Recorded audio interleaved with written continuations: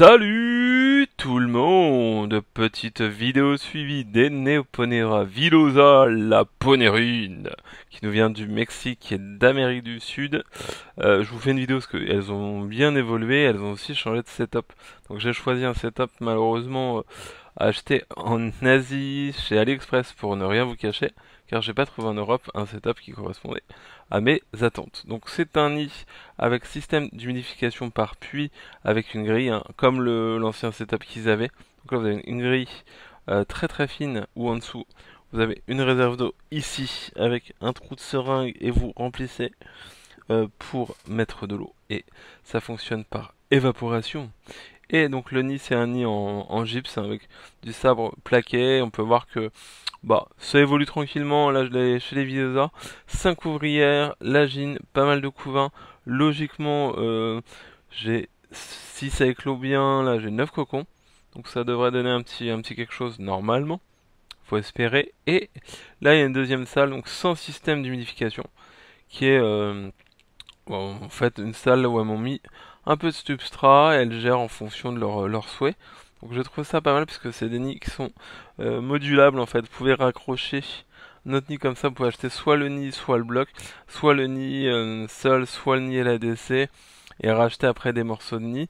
Moi j'ai juste acheté le nid et j'ai customé une boîte Ikea comme le premier nid qu'ils avaient, mais avec la version au-dessus, version supérieure, pour mes fourmis, et on peut voir que ça a l'air de faire le taf. Donc là, je dois en avoir pas mal à l'extérieur, on va regarder, parce que je leur ai mis le flash, ça leur a pas forcément plu.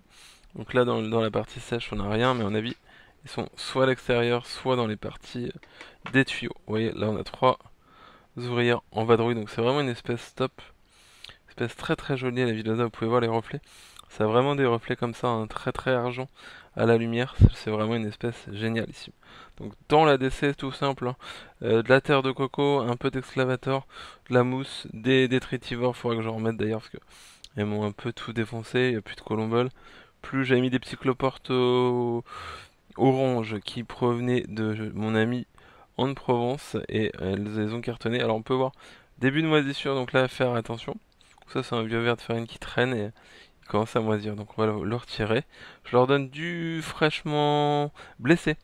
Et parce que ça prend pas de mort, hein. Donc je leur donne du fraîchement blessé, pas mal de verres de farine donc, que je vais retirer de ce pas pour éviter un développement bactérien. Voilà. Donc voilà ce que je peux vous dire un peu pour cette espèce qui est vraiment sublime. Donc en haut j'ai mis comme de la paraffine. Alors je me méfie hein, parce que c'est comme une espèce qui pique, qui est munie d'un aiguillon. Et donc je voulais profiter de leur évolution pour vous en parler, vous les montrer. Donc là vous pouvez voir un petit abreuvoir là avec du liquide sucré fait par mon ami en gestion. Donc vous avez déjà vu la vidéo sur ces produits, mais là ils sont en fonction, ça vous donne une petite idée. Et là c'est un abreuvoir tout simple avec un tube et Pendorf. Alors il faudrait que je remette un abreuvoir, mais pour le moment je sors sous la main, c'est très très bien. Voilà un petit peu pour les Neoponera villosa. Je remonte un petit peu le nid, je vais juste refermer la DC. Toujours un peu parano avec les ponérines, pas d'évasion. Et on peut voir que voilà, ça fait sa petite vie. Là, il y a une grosse grappe d'œuf. Alors je pense que c'est la gine. Avec l'humidité, on va pas forcément bien voir. Si je tourne le nid comme ça, est-ce que ça donne quelque chose de mieux? Donc là, hop, on peut voir que ouais, il y a quand même du monde au niveau cocon et la ponte pour les futures générations. J'ai hâte que ça se développe et qu'on puisse voir de beaux comportements. Voilà. J'espère que la vidéo vous aura plu. Je vous remercie de m'avoir regardé. Je vous souhaite une bonne journée et je vous fais des bisous. Salut, salut.